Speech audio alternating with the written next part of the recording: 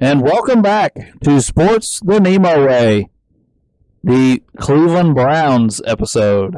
Man, I almost wanted to say a person there and it's still throwing me off.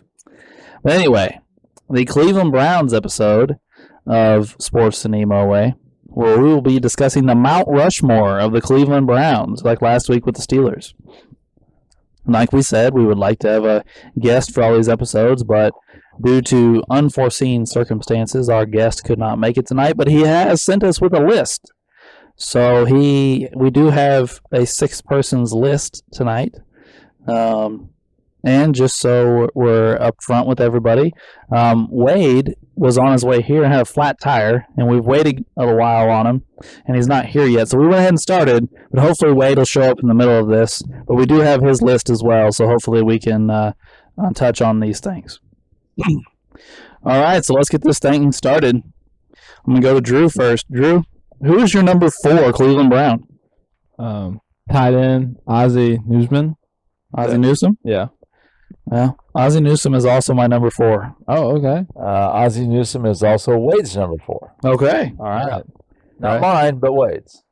Right? Ozzie Newsome is also my number 4. Holy crap. What about Jimmy? Ozzie Newsome did not make Jimmy's list. Oh, okay. So, Interesting. yeah, so I guess, Drew, do you have anything to say again for old Ozzie? Well, Pro Bowler 3 times, 1-time All-Pro. He's only 20 yards away from 8,000 yards.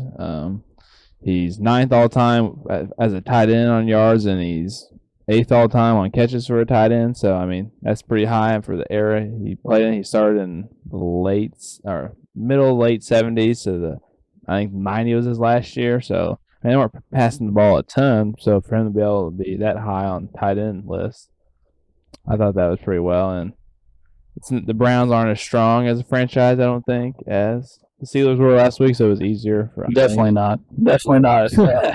So I thought he was a good 4 for the Browns, in my perspective. Fair. Ray, do you have anything to add? Not really.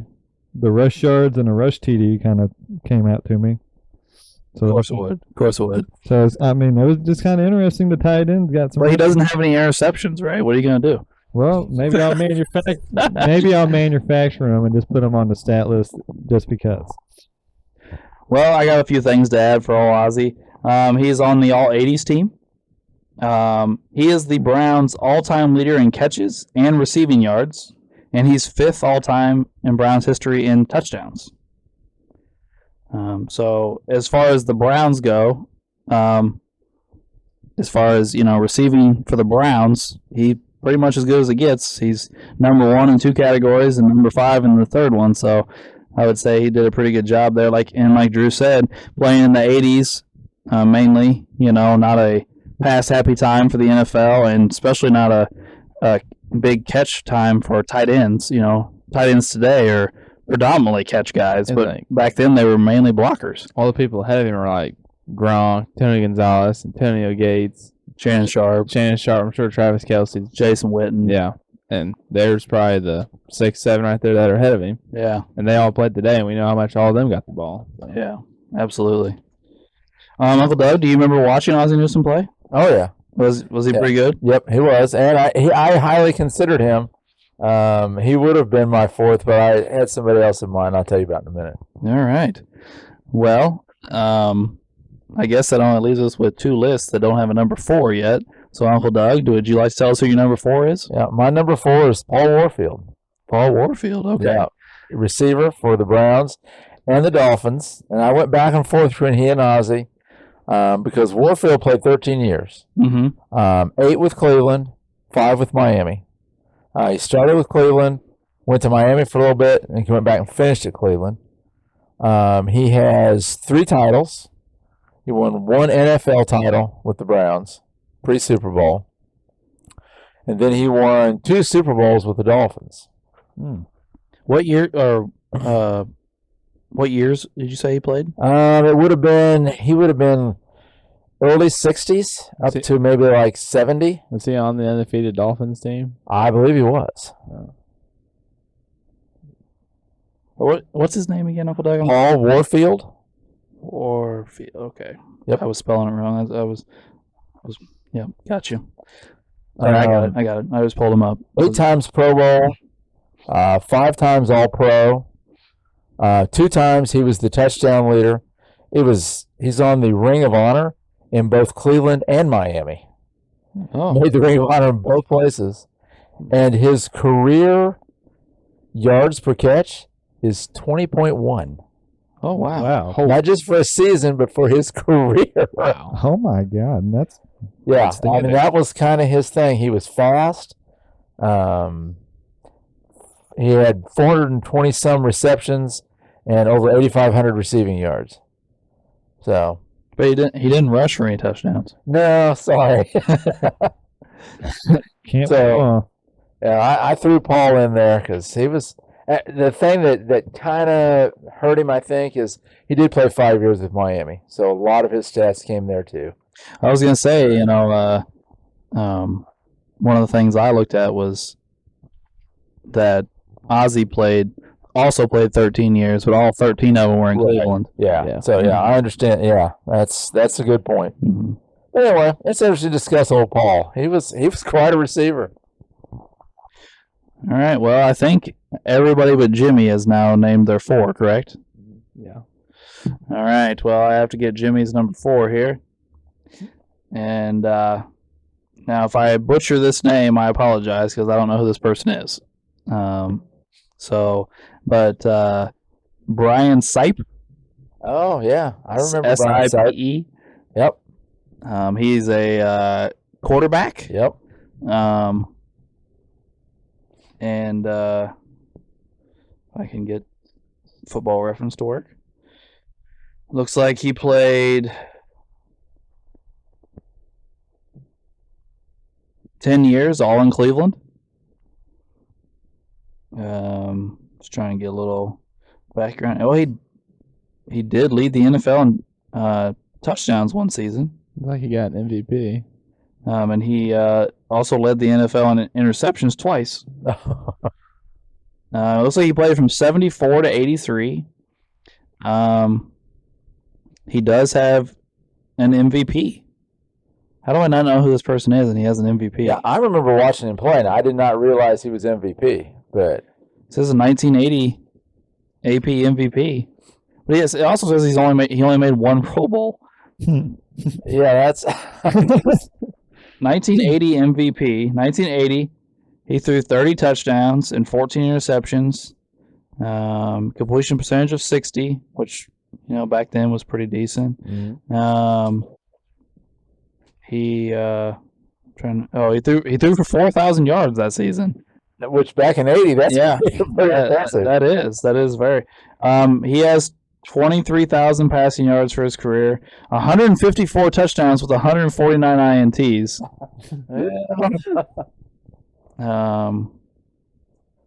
So I will say I'm not blown away by this guy, but hey, I mean, he's an NFL MVP, so I mean, Yeah. I mean I was that's trying to think, what was the years when Cleveland went, like that, when the Broncos kept beating them? I think the Broncos beat them a couple times. I No way. think that was early. no. I think they might have went to the Super Bowl in 1980. Did they go to the Super Bowl that year and lose? Was that the? I can't remember. Oh, I've got it. I've got this. I can just click. Well, they lost in the divisional round, 14-12 to the Raiders. Oh, the Raiders. Okay. Yeah, I remember watching Sight play. I can't tell you too much about him, and I did not remember the MVP. But They finished first in their division with an 11-5 record.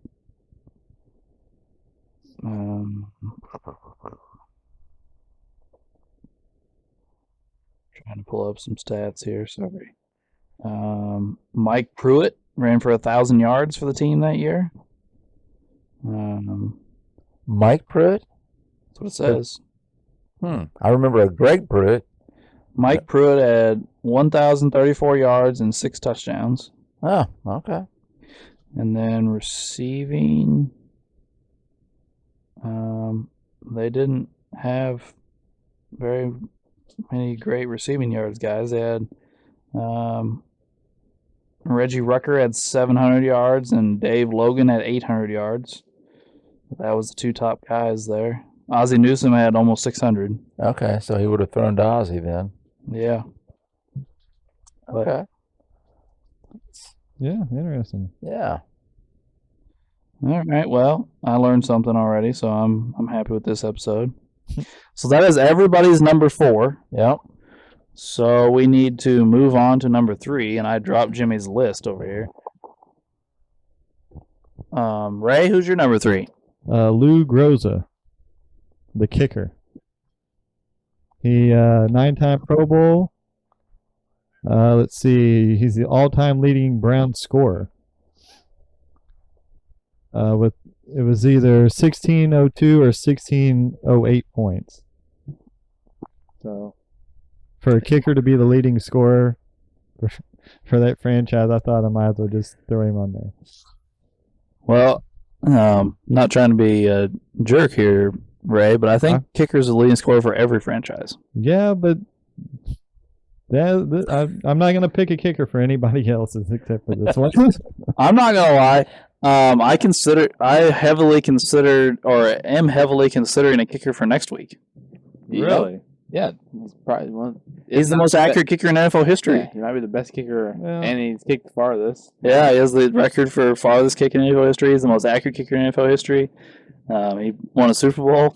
Like, there's some consideration there. But anyway, what's this guy's name again, Ray? Lou Groza, Can you spell Groza? G, as in G, Yes. R-O-Z-A. Lou Groza played from 46 to 67. yeah. No wonder he's got the points. He was on my list. I mean, not on my top 4, but he's on my consideration list. Yeah. I was looking at him. And he's also down for offensive line. I was just saying he played left tackle. Yeah. He Yeah. played center, right tackle, left tackle for like 10 years, and then he decides to kick. We had 6 Pro Bowl selections as a tackle, 1,600 points, played in 13 title games, 9 Pro Bowls over 21 seasons. He was something. Yeah, I mean he's on the All 50s team. He's obviously a Hall of Famer.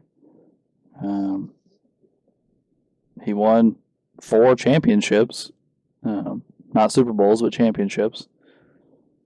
And in 1954, he was the Sporting News NFL Player of the Year. 1954. Yeah. It's right. Yeah. Dude, That's why he's got a Player of the Year. That's sometimes some of these old football players. The MVP is like named different things. But get this, he did play left tackle also this year, but he only made 66% of his kicks that year. Yeah. Like the year before that, he made 88%. Oh. Like he dropped 22%, and they made him Player of the Year. What's his worst kicking year? 31%. And additional career On 22%. What? additional career stats: 1 catch for 23 yards and a touchdown. The man does it all. And he threw a pass, but it was minus 7 yards and interception. This guy's really done it all. I mean, he did a lot of Played every position. Well, we are going to talk. I know because they're on my list, but I assume other people have them on their list too. We're going to talk about somebody else that played multiple positions here in a little bit too. So, Well, I don't have Lou Groza on my list. I don't either. It's a shame. he's not on Wade's, and He's he not didn't on- make mine. He was on my. I was looking at him though. He did not make Jimmy's either. Yeah. So, but yeah, he's an interesting guy. By the way, this is also the franchise that a few years ago named their punter as the season MVP. Like the team did that themselves. So that's the franchise we're talking about, guys. Yeah. You wouldn't want to be on the team when the punter's the MVP. No, That doesn't speak highly of you. By the way, I do want to say this. I didn't do a very good job of it earlier. Jimmy, who is the guest that is not here, but we have his list this week, grew up lived his first, I don't know, 30-some years of his life in Cleveland, a diehard Browns fan. He still is. So, yeah, still is a diehard Browns fan, but, moved here. And, for a woman, we all do crazy things for women, I guess. And he's a big Browns fan. So we wanted to have him on for this episode. I just wanted to say that earlier. Or should have said that earlier. All right, so I will give my number 3, I guess. My number 3 is Joe Thomas. Yes, he's my number 3 as well. He's also my number 3, and he's also Wade's number 3. All right. Okay. Well, he did not make Jimmy's list. Oh, okay. And I asked Jimmy specifically why, and his reasoning is just because although he had a great career, it never led to victories because they sucked the whole time he was there. Yeah. Well, And isn't this, doesn't Joe Thomas become eligible for the Hall of Fame this year? I believe so. Yeah, Has he's that not. been 5 He's not years? in. Yeah, he's only been retired a couple. I think he years. retired in 17. That was at the partial year when he got hurt. Yes. Yeah. And other than that, though, he played every game of his I know career. he never missed a game. That's amazing. He retired in after the 17 season. Right. So yeah, he should be eligible then probably next year. Well, I will say the one thing I do agree with Jimmy about is the reason Joe Thomas is third and not second or first is because the lack of team success. And I will say this too, I'm not trying to hate on offensive linemen, but there's nothing to compare with offensive linemen. They have no stats. Right. yeah. You know what I'm saying? It's like, well, he was, one of the best offensive linemen of my lifetime. Everybody raves about how great of a blocker he is and all these things, but I don't have anything to look at. It's just he was a great offensive lineman. He's going to make the Hall of Fame. His games played are super impressive. Played every game for, 10 years straight. Right. Yeah. 10 For a lineman to play that long and never miss, that's impressive. Very. He also made the All 2010 team, or 2010s team. One of the best tackles of a generation, if not the best tackle of a generation. So that's what I have to say about old Joe Thomas. Does anybody else have anything to add? Drew? You said it all. He's probably the only Brown player I got to watch. 'Cause I remember when he got hurt, and they were like, "Oh, his streak's gonna end now." Yeah. I remember that. But no. Well, and he got hurt and then subsequently retired, and then the Browns got good. That's the crappy part about it. yeah. Is like if he would have been able to hang on for another couple years, he might have been able to experience. He would have been able to experience playoff football. Right. But it had some success. Yeah, but I do believe he does a pretty good job as a commentator now. Yeah. I think he does a good job. Uncle Doug, do you have anything else to add? No, I pretty well covered it. Ray, did you consider Joe Thomas for your list? I did actually. He was on when I looked up the players, he was in the top 10. So it went from 10 to 4. Awesome. So he was on it. So is that everybody but Jimmy's number 3? Yeah. I believe so. All right. Well, here is Jimmy's number 3. Bernie Kosar. Oh, I thought Bernie might be on there someplace. If you're a Browns fan, there's a special place in your heart for Bernie Kosar because, of course, my brother was a Browns fan for years, and Bernie was his favorite player. He loved Bernie. So Bernie Kosar was a good quarterback. He was fun to watch in college and fun to watch in Cleveland. I think another one of those guys that you just wish could have had more success. He played 11 years in the league, 8 of which in Cleveland. He won Offensive Player of the Year once. It says he's a Super Bowl champ, but I'm trying to figure out where. I don't know where he went after Cleveland. In 1993, he was the backup in Dallas. Oh, okay. So, Looks like he took over when Brian Sipe hit. Right. I was thinking he was. yeah, he was quarterback in Cleveland from 85 to the beginning of 93, and he was traded to Dallas. I think he came out of the University of Miami. Yeah. Yeah, Watched him play at Miami and then went to Cleveland. And one of my favorite stories about Kosar, I don't know if Derek told me this or where I heard this, but he was at some big fundraiser. He's a big philanthropic guy. He likes to give money. And some big fundraiser, and he was walking around visiting with all the big shots and had on dress slacks and the whole bit. And there were several other really famous quarterbacks there at the time. And so they got talking about some guy put up money or something if they would throw footballs through like a tire at a certain distance. And so these guys all strip off their jackets and dress shirts and put on cleats or whatever, and they're throwing and stuff. And so then they say, Bernie, you going to do this? And he goes, yeah.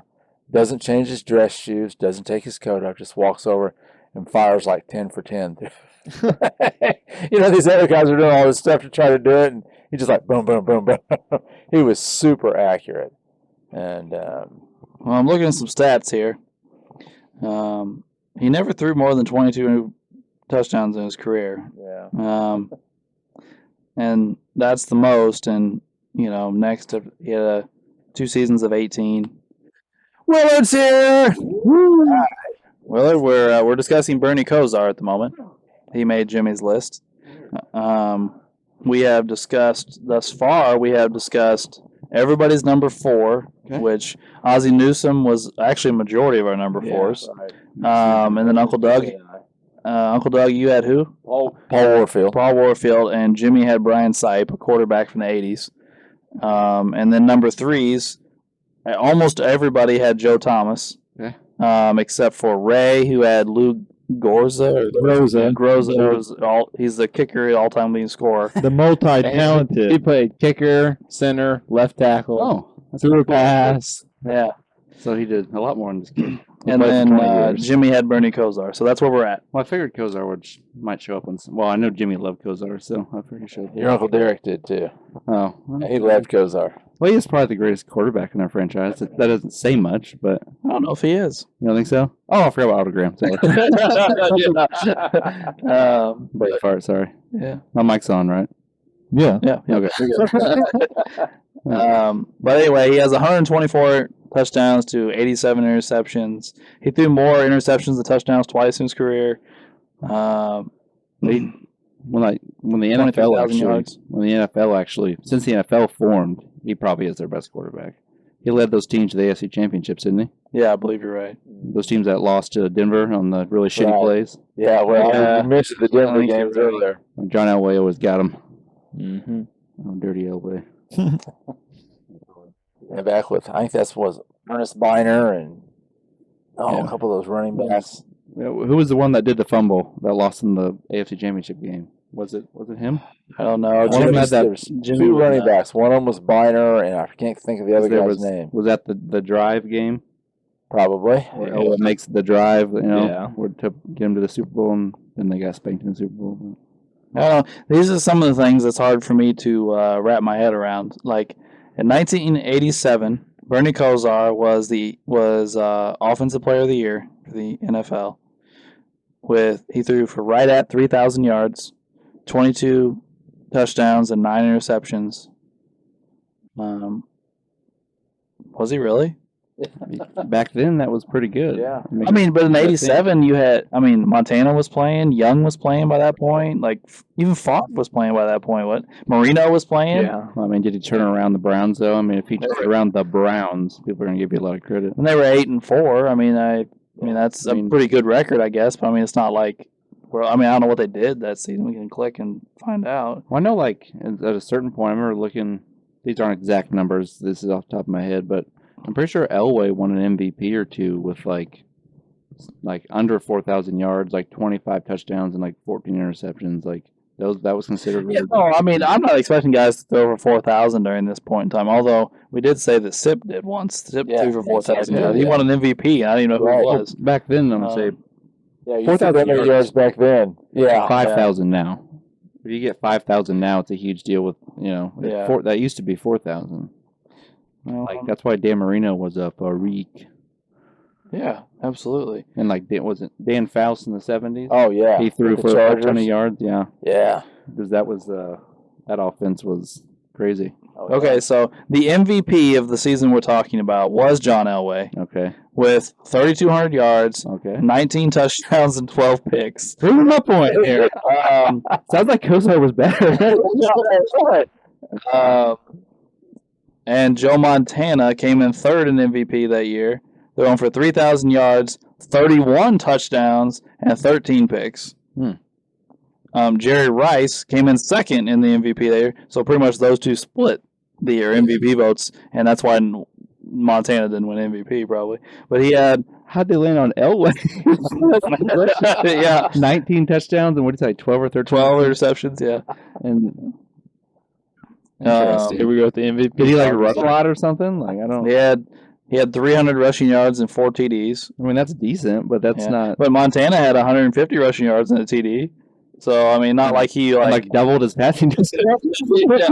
Interesting. Okay. Jerry Rice caught 65 passes for 1,000 yards and 22 TDs. And that's in the shortened season, correct? Yeah, shortened season. Because he had the 12 touchdown games. record in a shortened season. Yeah. That's why people still consider it to be the greatest touchdown season ever. When even though Moss broke it in 16 games. So, but I'm confused because it says that Bernie Kosar won Offensive Player of the Year, but he came in fourth in the voting, according to this. Yeah, he's offensive player, and the guys that finished ahead of him in the voting were all offensive guys. Yeah, those are the 3 guys we just talked about. Right. Yeah. So I mean, that you're right. That makes It says Jerry That's Rice crazy. received 81% of the votes. That's really what it says. So why? I don't understand. if he got 81% of the vote, how did Sounds, Elway win? Yeah. I don't know. And Reggie White was Defensive Player of the Year that year. No shocker there. With in 12 games had 21 sacks. Wow. What an animal. Yeah. So are we slowly working through our number 3s right now? Yes. So we're Yes. Okay. I believe this is the end of number That's 3 it. though. We got all the Because everybody in the room except for Ray and Jimmy had Joe Thomas. Yeah. Okay. So Did you tell everybody else my list or? Just... I've been doing them in the order that you sent them to me. Cool. yep. So we know who number 4 and number 3 are. Joe third. Okay. That's the way I had Awesome. you listed. And then before we get to 2 though, because there was someone I almost put as my 4, but it's just because I wanted to bring him up because I think he deserved to get brought up. But Clay Matthews, not the one from the Packers, the one that Right. played his dad, Yeah. I almost put as my number 4, and he deserves to be in the Hall of Fame. It's a shame that he's not. And I really wanted to put him as my number 4, so we had to talk about him. And from the look on Ray's face, I believe we're going to talk about him.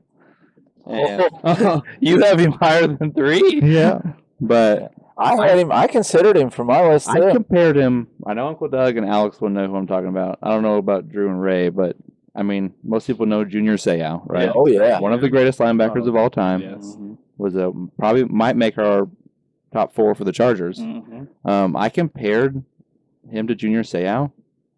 You can make a strong argument that the original Clay Matthews had a better career than Junior Seau in some categories. He kind of whoops him in sacks. He has more solo tackles. I believe interceptions, Seau beats him by like 2 or something. The forced fumbles, they're a little bit apart.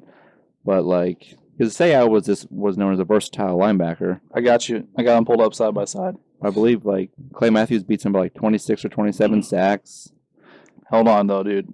Oh no, here we But go. Junior Seau has more receiving yards than Clay Matthews. Yes, that's the new thing we're Who has doing. more No, they both have 0 touchdowns. Offensively, I mean. Defensively, they both have 1. Okay. We're looking at weird stats. So it doesn't matter. You must have a touchdown. So here they are lined up next to each other defensively. They both have 1,500 tackles. Yeah. They're separated by about 40. Yeah. 39 Clay actually. Matthews getting the edge, right? In solo tackles. or Yeah, whatever? about 39 tackles. Okay. Yep. Yeah. He played 10 more games. Yeah. Um, I think Seau started more games though. I believe. games. Going hard. They don't have games started on here Oh, okay. where I'm looking. So Not a huge deal. I'm not Anyway. sure. Keep going. they do not have tackles for loss for Clay Matthews. Well, it gets tricky. I also don't think, because it's really weird if you look, because I think they they started tracking tackles at a certain point, but I don't think assisted tackles became a thing till a little later on, and it made some people's stats goofy. Yeah. And so I think he suffers from some of that. And tackles for loss, they didn't keep track up till quite a bit later. Right. So I think, because you hear guys like now, like back when Luke Kuechly was playing, he's like, he had up 212 tackles this year. When maybe like 120 of them were solo tackles. Yeah, like, they have solo tackles. yeah, or like total. now, They have total tackles, solo assists, tackles, and yeah, total tackles for loss. Clay Matthews has 26 more sacks. Yes. He has 16 more forced fumbles. Yeah. Pretty crazy. Junior Seau has 4 more fumbles recovered. Yeah. And then he beat them by interceptions by like, what, 2, 3? Seau has 2 more interceptions. Yeah.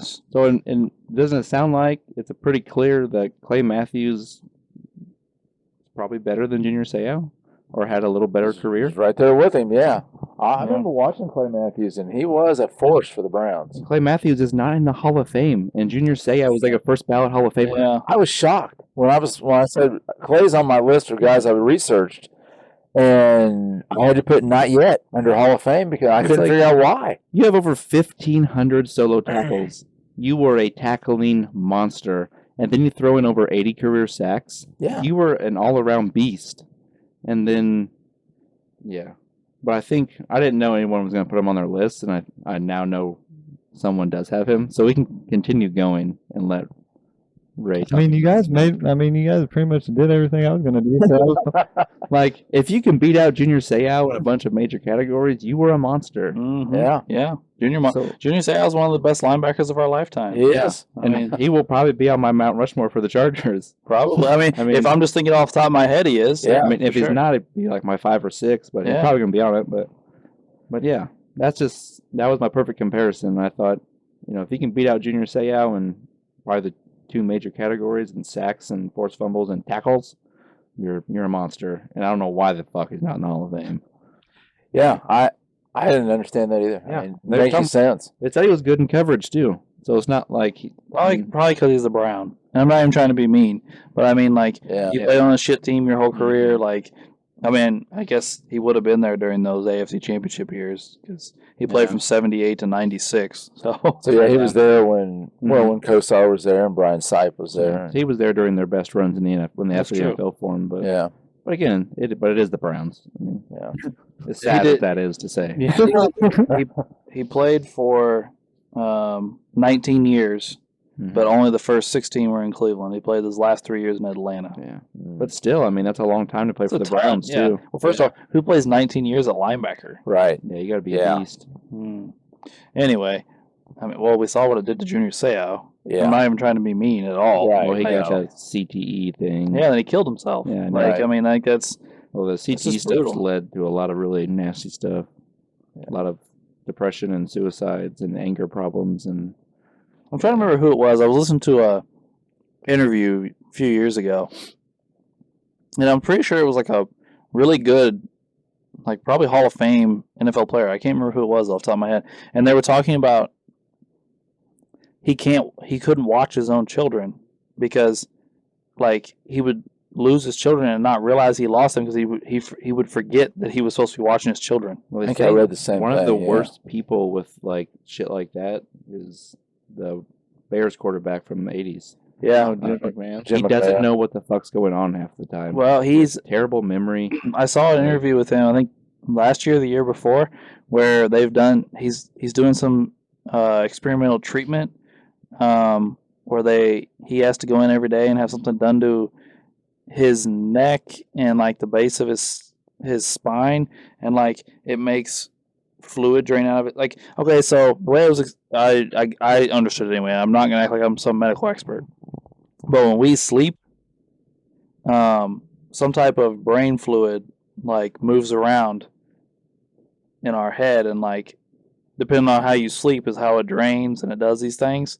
But apparently these guys with CTE, it's not draining, it's not moving, Okay. and then it directly affects certain parts of your brain, and memory is one of the biggest things it does. It'll like pool and like start affecting your memories and things, or your memory systems, or however that works. I'm out of my depth here. I'm just trying to relay what I thought I understood from what he was saying about how the treatment worked, and what they were doing to him was helping the stuff drain the right way. But I don't know. But yeah, I have heard that he's a mess mentally because of his CTE. Yeah, that was a good one there to bring up old Clay Matthews. So, Ray, since we brought him up, do you just want to tell us where you have him ranked? I got him at 2. You got him at 2, so that would have been your next guy. Yeah. Let's say. That worked out perfect. All right, so I'm gonna. Nobody else has Clay Matthews other than Ray. No, considered him, but didn't make it. Yeah. All right. Well, Wade, since you haven't got to say anybody yet, do you want to tell us who your number 2 is? It is Otto Graham. It is Otto Graham. He is also my number 2. He's also my number 2. He's also my number 2. I mean, I think the top 2 were. Well, I thought were pretty obvious. Well, I will say he is not Jimmy's number 2. Really? Really? I think. Oh, did he swap him and everyone else number 1? Gotcha. Okay. Well. Okay. That's still. I would assume everybody else knows who number 1 is at this point, but the listeners, I mean. But so Jimmy put Jim Brown as number 2. yes, he did. Okay. Otto Graham was number 1. Okay. Well, I mean, it's Jimmy wanted me to tell everybody he did his list based on who impacted their era the most. Oh, okay. Okay. And Otto Graham had a huge impact. yeah, he's one of like the pioneers of football. Like he's Well, here's another guy that played multiple positions. He played both ways. He played quarterback and defensive back. He has defensive stats. It wasn't like he was just, like out there chilling. I'm trying to pull him. Oh, he actually scored a defensive touchdown. There you go, Ray. Yeah. Well, his rookie season, he had 5 interceptions. see, I mean, that's why it's on our list, boys. Yep. It's on the list. So, How far back did he play? 46. Yeah, back in the 40s, yeah. 'cause He also, the first 3 years of his career, returned kicks. So this guy was doing shit. Well, this was football back then. You played yeah. everywhere. well, he's got like 3 MVPs, Player of the Year. He played 10 years in the NFL and went to the championship 10 years.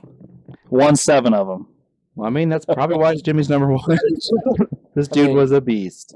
3 NFL championships and 4 AFC, AAFC championships. AFC championship. Yeah, so went to the title 10 times and win 7 of them. That's pretty impressive. Yeah, that's like almost Bill Russell shit. Right. Yeah. Exactly. I went to the championship every year of my career and won 7. I mean, I know it's a different era, different time of football, but like that blows Tom Brady completely out of the fucking water. Yeah. Yeah. It's Like- crazy. I mean, Tom Brady's won 7 Super Bowls in like 21 seasons. Yeah. Otto Graham Yeah. won 7 and 10. Yeah, like that's insane. That's nuts. Yeah. I'm actually glad you made the Bill Russell comparison. I was going to use a different comparison for Jim Brown. yeah.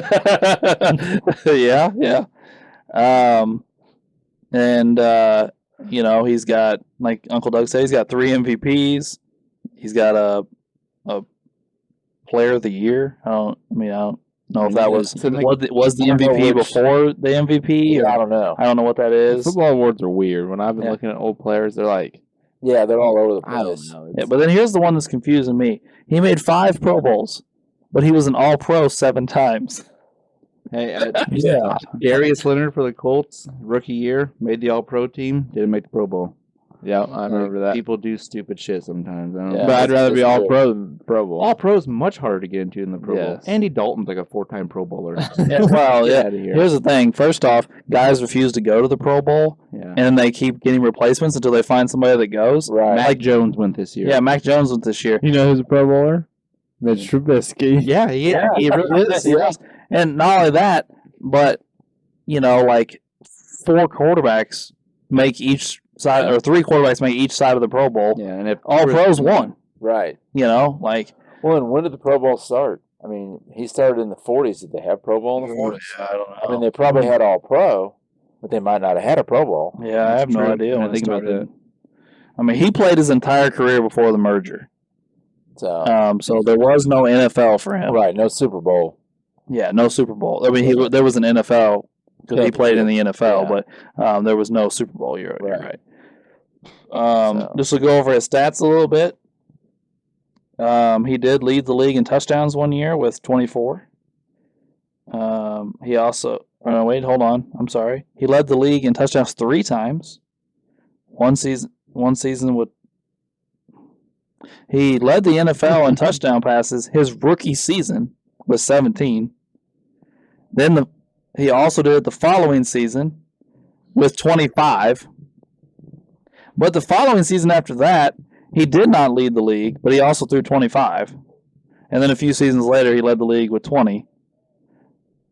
But that season, when he threw 20 touchdowns and led the NFL, he also led the NFL in interceptions with 24. That was common not only then, but for a while after that. Yes. Elite quarterbacks, you're like, it was incredible if he threw for like 25 touchdowns. People would be like Joe Namath was a perfect example. Yeah. What did things people had never seen before, like got like 4,000 yards and threw for like 28 touchdowns, but no one will talk about the fact he had 29 interceptions. And he was considered like the best player in the world at one point. That's just how quarterbacking kind of was. Well, I will say this: obviously his yards are not super impressive by today's standards, but when considering he played most of his career in 40s and in the early 50s,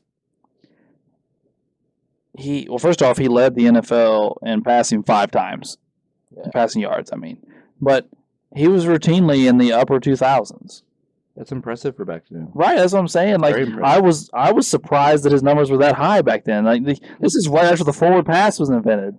Like you know what I mean? Like so I think 40 years later, John Elway was winning MVP with just like 400 more yards. Less touchdowns. Yeah, I'm just John Elway. Me and Alex had this conversation one time about how some of these all-time great quarterbacks, if you look at their stats, it's kind of like, Yeah. it's a little shittier than you think. Well, here's the thing. But I mean, Wade and I have a very weird relationship with NFL quarterbacks for a specific reason. But I think until recently, quarterbacks were only judged based on Super Bowls. It didn't matter how you got there. It was Super Bowls. We talked about it last week with Bradshaw. Right. He has 4 Super Bowls. So it was just kind of like, well, Bradshaw's a great quarterback. But when you get down to it, was he really? You know what I mean? And I'm not even trying to pick on him. Like you just said, Namath. Unitas kind of falls in that same category where, his stats really aren't that great. Troy Aikman one year threw 6 interceptions during their playoff run, and they won the Super Bowl. Yeah. And yeah. You know what I'm saying? Like he threw 2 touchdowns and 6 interceptions in the playoffs. I'm not talking about the regular season, just in the playoffs. They win the Super Bowl because Emmett and the offensive line are steamrolling folks, and Aikman's a great quarterback. Oh yeah. I mean, there's such a double standard with a lot of it. It's pretty crazy. Like true fact, Peyton Manning's QB rating in the playoffs compared to Tom Brady's, they're only like a 1.5 apart, and one's considered the most clutch player of all time, and one's considered to be a playoff failure, even though their playoff QB ratings like pretty much 2 points apart. Like just stuff like that. Well, I mean, needed to get there. Oh yeah. Oh man, that was good. I'm trying to. And here's the other thing that I was very surprised about. I thought Otto Graham would have a shit ton of rushing yards, being an old ass returner. Yeah, no, he's a kick returner. But back then they ran the ball a lot more than that. His highest year of rushing yards is 145. Oh, jeez. To my knowledge, quarterback scrambling was frowned upon, very, very frowned upon up until. But they ran the option all the time. Yeah, well, did they? I know they did a lot in college. Did they do it a lot in the NFL though? Well, that's what Bart Starr did. He scrambled around some, yeah. I mean, like Fran Tarkenton was like the first real scrambler. Yeah. To my knowledge. He like invented, like he's the one that they first made up the term scrambling, because he ran around in the backfield forever, but that was frowned upon. Even when Fran Tarkenton was doing it, people were like, "Why is he? He doesn't need to do that." Even though he was probably creating a lot of positive plays out of that, and it didn't come to really after Fran Tarkenton when people really kind of utilized that a lot. I will say, Otto Graham rushed for 44 touchdowns during his career. Oh, But here's the thing: I want to ask you guys this question. His rookie season, he rushed for negative 125 yards. Holy cow! How is that even possible? Well, maybe back then it was just goofy on how they did stuff. So maybe if he was like running away from a sack and he got out of the pocket and got sacked, maybe back then that was counted as a rush or something Yeah, like that. maybe. You don't know. I mean, I'm sure things were real goofy back then. He rushed 30 times for negative 125 yards and 1 touchdown. That was his rookie season. And of course, you get every time you kneel the ball, it's a couple negative yards and then That's true. stuff like Yeah. that. But I don't know. That's I mean, a lot of kneeling. we're talking about the 40s. I don't know. I'll just try to think off the top of my head. Because, if you just get sacked now, it's just, a sack. But maybe back then, if you ran out of the pocket to try to avoid it, maybe they considered that a run. All right, so since we've already said these two guys, the 4 of us that did this here, why did you guys decide to put Jim Brown ahead of Otto Graham? I think when you think of the Browns, you think of Jim Brown. Yeah. Yeah. Yeah. Again, I did it because of that and because the 40s. Yeah. I mean, we did this a little bit in basketball too. You know. Yeah. Well, I'll be honest with you. He's amazing. I didn't do it because of time period, because I don't respect Jim Brown's time period that much either. But it is better than the 40s. Yeah. It is better than Yeah. the 40s. It's much better. Well, So- are we going to transition into Jim Brown? Is that what we're... Well, we've got, Jimmy's number 2 is Jim Brown. Okay. and why? All of our He's number got ones, autogram at 1. Yeah, he's got Otto Graham at 1. Okay. Ray was Ray. Jim Brown. We don't know who Ray's number 1 is. Jim Brown. All right. So then all the rest of us have Jim Brown number 1. Yes. Yeah. I mean, that's just, when you say Cleveland Browns, that's just the first player that Yeah. comes to mind. There are I agree. lots of people that will tell you Jim Brown is not only the greatest running back ever, but the greatest football player ever. Mark thinks that. Many people believe that. And I think you can... I mean, I don't think that, but I mean, I don't look at those people like, oh, they're so crazy. Yeah. Like, you can make a... He dominated. Like, He did. to me, he's the Wilt Chamberlain of the NFL. I was going to say the same thing. He is Wilt Chamberlain of the NFL. He was a man amongst boys in his time period. He was not only the fastest player on the field, but he was also the strongest. And he ran around and through everyone all the time. That's I think it's almost a complete comparison, because he was just so much better and bigger than ever. I mean, like, he was bigger than the defensive lineman a lot of times. Some of them. Yeah, I mean, like a defensive end back then was probably what, 230, 240? That might be a big defensive end Yeah. for some of those periods. hmm I mean, and he's a brick shithouse and 8 times more athletic than those guys and probably a similar strength level. I mean, it's... Yeah. So how many seasons did he play? 10, 11? 10. 10. I was thinking his career was, I mean, he could have really put some records out there had he played a little 9. longer. I'm apologize. 9. 9, okay. 9 years. I mean, when he retired, he did pretty much hold all the records, didn't he? Oh, Yeah, he did. Yeah, I'm he had pretty pretty much sure he everything. obliterated a lot Yeah. of them. He Yeah. was. It was- But I think, well, he held the, well, I have it over here, sorry. He has a championship, 3 MVPs, all before the merger. He was a Rookie of the Year. He's on the All-60s team. He retired after 9 seasons as the all-time leading rusher and remained so for 18 years. Yeah. So until Walter. Yeah, until Walter. Yeah. He does have a lot of awards. I mean, Oh, yeah. he's got 9 Pro Bowls, 8 All-Pros, 3 MVPs. Then you get, here's the other thing. He has 3 other MVPs, which I don't know what they are. Like, we have the AP MVP, which we still have today, but then we have the UPI MVP and the NEA MVP. Yeah. Well, UPI is United Press. It's the same as AP, as Associated Press. It was just they used to have competing college bowls, too. Used to have 2 college national championships. One would be AP and one would be UPI. Gotcha. He was also Rookie of the Year. He was 3-time Player of the Year. Now, my question, 9 Pro Bowls, 8 All-Pros. How did he not, I mean, who was ahead of him for All-Pro for the 1 year? Was it maybe Gale Sayers? He never missed a game, so it wasn't Didn't- because of injury. Didn't Gale Sayers play at that time? Or was he a little after? Well, let's see if we can No, look Gale this Sayers up. would have been there for at least part of his career. Yeah, wasn't he? Gale Sayers Yeah. was what, late 60s, early 70s? Yes.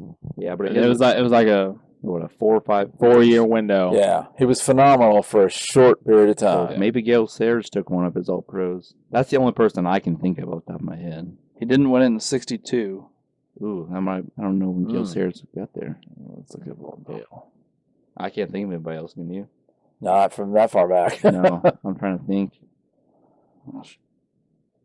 Yeah, Gale Sayers is all I we got it. I gotta find running back, but I got the All-Pro team pulled up. Gale Sayers did not play till 65. Okay. John David Crow from St. Louis. Okay, yeah. Yeah, John David Crow was, I heard my dad talk about him. I think he played for Texas A&M in college. I think he was one of, played for Bear Bryant, I think, at A&M maybe. And Dad always talks about him being a really good player, but Well, before me. I'm confused though because Only one running back that year? yeah. Oh no, Jim Brown. Jim Brown's on here at fullback. I think he's almost always considered a fullback. Yeah, I think that's what it says on. Yeah. Is that what it says For some his reason, he's position? always listed at fullback. Hmm. I don't quite understand why that is, but even though he was the running back of the team, but he was always listed at fullback, I'm pretty sure. Yeah, I think you're right. Wait, Well, most of the teams back then usually had two back sets. So Yeah. the other guy would have been smaller, so they probably called him the halfback and Jim the fullback.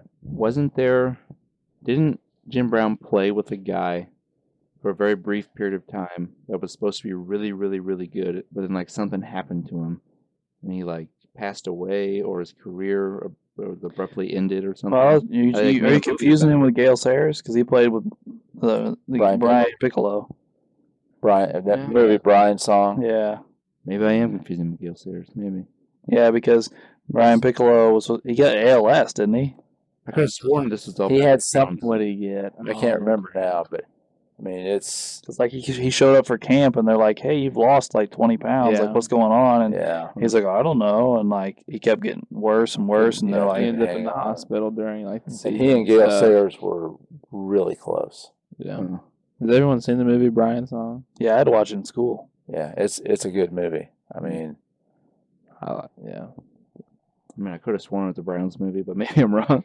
Maybe I'm wrong. well, there were some other good running backs for the Browns. What's the? But I don't remember the time period. Yeah, I don't. The they called famous nickname. Played for. Did he play for Syracuse? Oh, You know who I'm when he talking says because he won the Heisman, I remember. Oh, something Davis.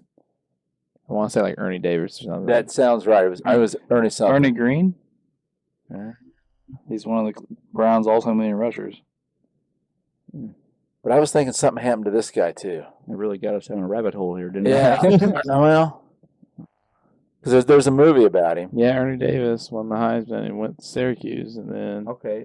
he was selected by the There is a Cleveland movie? Browns. Yeah, but the Okay. Cleveland Browns. Maybe that's what I was thinking of. What year, Drew? He was the first pick in the 1962 NFL Did draft. something like kind of bad happen to him? Because that might be the guy I'm thinking of. After 13 months battle against acute montic leukemia, Oh, a leukemia. form of blood Yeah. cancer. That's Okay, the guy I'm that's thinking the of. guy. I watched like a movie or a documentary or Yeah. something about Yeah, it. I can't remember what's his nickname because that's the name of the movie. Something Comet? He died. He died at That's Gale Sayers 23. again. God damn it. At what age? 23. 23. Yeah. Does it say his nickname in there, Drew? The El Marie Express. What's it? The Express, maybe. Yeah, Yeah, it's something like yeah. Yeah, but that's the name of it. And I haven't seen that movie, but I've heard it's good. I don't feel as crazy now. But yeah, Uncle Doug, earlier I said Mike Pruitt, and you're Yeah. like, "I don't know Mike Pruitt. I know Greg Pruitt." right. On the all-time leading rusher list for the Browns, they're back-to-back, Mike Oh. and Greg Pruitt. Okay. Whether they're related or not, I have no idea. remember but Greg. I didn't really remember Mike. But they might have overlapped. Well, they did. Mike Pruitt played from 76 to 84, and Greg Pruitt played from 73 to 81. oh, okay. So they would have been on the Browns at the same time. Yeah. Pruitt and Pruitt. But Jim Brown has 12,000 rushing yards and 100 TDs Yeah. in Brown's history. Leroy Kelly is second with 7,000 yards and 74 TDs. Yeah. And Leroy Kelly was a pretty good runner, too. I remember watching him play a little bit. That is, he overlapped with Jim Brown for a year. So 5,000 yards and almost 30 touchdowns difference between those two guys. Yeah. I mean, Jim Brown was just so dominant. He averaged over 100 yards a game for his career. Yeah, Mhm. yeah, it's crazy. One of only a few running backs in NFL history to retire with 5 yards per carry average. Yeah. He's one of like 4 or 5 of them to Yeah. ever do it, and he's one of them. Well, and you got to remember his seasons would have only been like 12 games. He played 12 games for his first 4 years, and they moved to 14 And they went to games. 14. Okay. He was actually a pretty good pass catcher too. Yeah. He was a talented guy. He has 2,500 career receiving yards, 20 touchdowns. I think he was kind of ahead of his era. He was. Yeah. So you want to hear a cool Jim Brown story? It really has nothing to do with how good he was at football, but I read the Andre Agassi's biography, The Open, I think it's called. Yeah. You I've read got that. it too, don't you? Yeah, it's a good book. Yeah, like his dad, Andre Agassi's. I mean, like again, psychopath. Oh, yeah. But his thing is like he made Andre practice like so many hours a day doing these crazy drills, like just bullet. I mean, like we're talking like at like 6 years old, Andre is having to return 300 serves a day from a machine that it shoots the ball over 100 miles an hour. Yeah, he took a normal ball machine, and his dad, Tim the Tool Man, tailored it. Yeah, He jacked it up. and put it up on a box so it shot at extreme Yeah, angles. that's what he did to Andre. So, Damn. but when he was 8 years old, he started taking him to country clubs and making him play grown men for money. And his dad would flip the fuck out if Andre ever came close to losing Yeah. because he didn't have the money to pay the debts. Like he would bet money he didn't have. Right, and Andre, knew it. He was under a ton of pressure. So one day his dad was outside the country club running his mouth, and they go, "Well, we got a guy inside that'll whoop your son." He's like, "Well, bring him out," and it was Jim Brown, and Andre beat him yeah, Oh, that's kind of cool. at 8 years old. right. Yeah, Like, so man. that's what I'm saying. Like when you're around people, they're like, "Man, if I'd have had a couple more inches, or if I wouldn't have done this, or I'd have made this decision, I'd have played in the pros." No, you wouldn't. No. Like when you were 8 years old, you were beating professional athletes, not at their own sport, Right. but I mean beating professional athletes at your sport. Like I read Dustin Pedroia's autobiography. And we're not talking about like elite level Hall of Famer. We're just talking about like one-time MVP, really good player in majors. And he started for the varsity high school team at 10 years old. That's pretty crazy. Yeah, Like- that is crazy. And like batted like 450 or something stupid like that. Like you don't you just you just can't. It's hard to put into words how much better they are than everybody. Yeah, Like these guys that are really good professional athletes. Like they're not. It's not. I mean, yeah, I would love to say, man, if I was 6'6", I could have, I'd have been so great at this or that, but it just wasn't in the cards. You know what I mean? Like, yeah, being tall would have been nice, but it wouldn't have made me Michael Jordan. You know what I mean? Like, so anyway, Jim Brown's a ridiculous athlete because he also like did other things too. Didn't he hold some sort of high jump record? Oh, probably. And like, I think he has didn't he like run? Like, didn't he like break state records in track and like stupid stuff like that? Yeah. I think he does have some track records of some sort. Like Jim Brown was just like a all around really good athlete. Oh, yeah. And then, like, I mean, I think we did this a lot in basketball where we tried to guess if someone could translate. And like, if you sit there and think about how great of an athlete Jim Brown was back then, and say like you transport him to like today's NFL and give him all of the advancements in working out and nutrition and recovery, imagine the freaking nature he'd be on the field. Like, he'd be at least like Adrian Peterson. Like, that dude was naturally a monster. And you give him all the advancements of today's, that the players now have, like, he's gonna be a beast whenever he plays. I would say that's pretty obvious. But All right, so I got something for you here. Jim Brown ran a 4.5 40 time. mhm. But back then, they wore their pads to run the 40. Ooh. And you have to start from a 3-point stance. Yeah. So he probably could have got at least a 4.4, maybe 4.3. At his size and strength. 6'2", 235.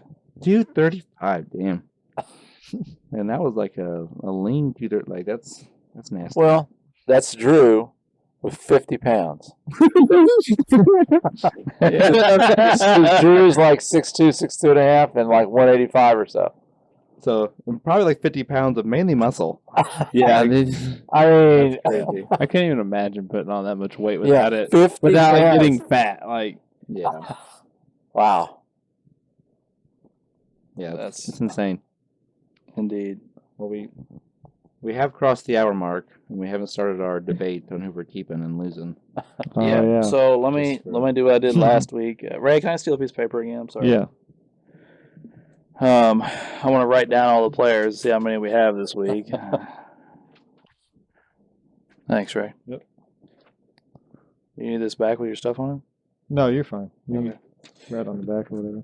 All right, so we got Jim Brown. We got Otto Graham. He said Jim Brown and Otto Graham. Yes. Well, you didn't have the mic to your face. Oh, sorry. Joe Thomas. Ozzie Newsome. We got Clay Matthews. Who else, guys? Paul Warfield. Paul Warfield, yes. The Lou guy. Yeah, Groza, Oh, yeah, Lou Groza, my yeah. kicker. And then Jimmy's two 80s quarterbacks. Oh, Bernie yeah. and Bernie Kosar and Brian Sipe. So that is 9 guys, same amount as last week. Okay. Jesus, I thought this would be easier. Oh. Well, can we all agree that Jim Brown? I mean, we all have Jim Brown, right? We all have Jim Brown 1. No, oh, except for Jimmy. We have Right. like 2. So But he has them too. So I think we can all agree Jim Brown's on the list. Yeah, Yeah. I'd say Yeah. Jim Brown. Mark Jim Brown. I mean, come on. He was one. He has to be on the list. Yeah. This podcast would be considered a joke if Jim Brown wasn't on the list. We're leaving Jim off. Yeah, Yeah. I'm sorry, guys. So, do all of us have autograms someplace? Not Ray. Ray. Okay, Ray didn't. Ray's the only one that doesn't have autogram. He's also the only one that. Well, him and Jimmy, neither one have Joe Thomas. Okay. Ooh, okay. Okay. I think I told them without you, Wade. I asked Jimmy why he left Joe Thomas off his list, and he said because he never had any success as a team. Like, he was on terrible teams his whole career. Sipe and Kosar did, so. Yeah, but I see Jimmy's. I mean, Jimmy was consistent in that all the guys he listed Had success. had success. Yeah. But I will say this, though. Tackles don't usually turn franchises around. Right. You don't get a great tackle and be like, well, we're going to win 12 games this year. yeah, You know what I mean? Like, because you can still have a shitty quarterback, like they did. Yep. And his entire career, They like, just had a bad team. They were yeah, like he was playing with like Johnny Manziel and Deshaun Kaiser. I mean, just so many. Josh Whedon. Yeah, it's a new guy every year. Yeah. yeah. What was the Anderson guy? I think got 2 years. No, because that's when they had Kellen Winslow Jr. and they had Braylon Edwards and they had him and they actually won like 9 games or something, Yeah. or 10 games. Colt Yeah. McCoy was there for a while. Hey, Colt McCoy was a decent game manager. No shit on it. I have my room for Texas. That's good I stuff. liked Colt. Colt McCoy is still in the NFL. Didn't he win a game this year? He played for, I think, filled in for Kyler Murray. I think he went undefeated, didn't he? Not undefeated, but won like, what, 2-3 games? Only lost like one? This year? Yeah, he only lost one game, yeah. Yeah. The last couple of I years, think he was like 4-1 this year, yeah. Look at him. I mean, if I got Murray's and all these guys, Don't need Kyler Murray. You got Colt McCoy. Trade him. Although they did bring Kyler Murray back for the playoffs, and he stunk it up. So. Well, guys, here's the thing. We have 3 quarterbacks left: an offensive lineman, a tight end, a linebacker. What was Paul Warfield again? Wide receiver. A wide receiver and a kicker. So, do we need to narrow down our quarterbacks? I don't think we're going to put 3 quarterbacks on with Jim Brown, are we? Probably not. No. Especially since they've really never. Well, let's just keep going. All right. Well, can we get rid of one quarterback to start off with?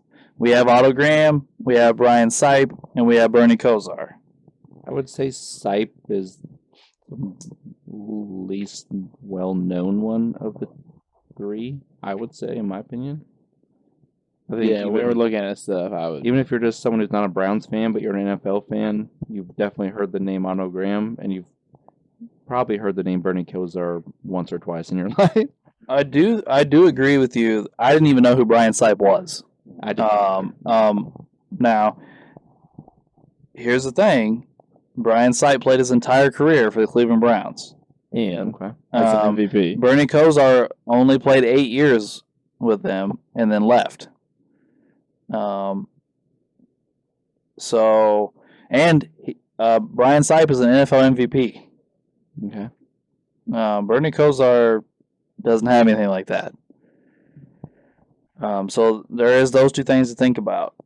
Also, Brian Sipe, this is back-to-back seasons for him. Mm-hmm.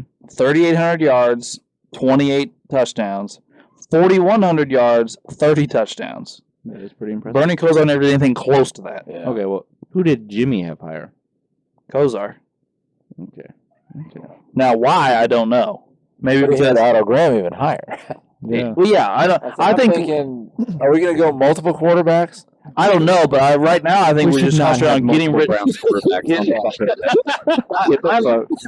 Yeah. I like Sipe, and I really like Kosar. But if we're only going one quarterback, I feel like we got to go on.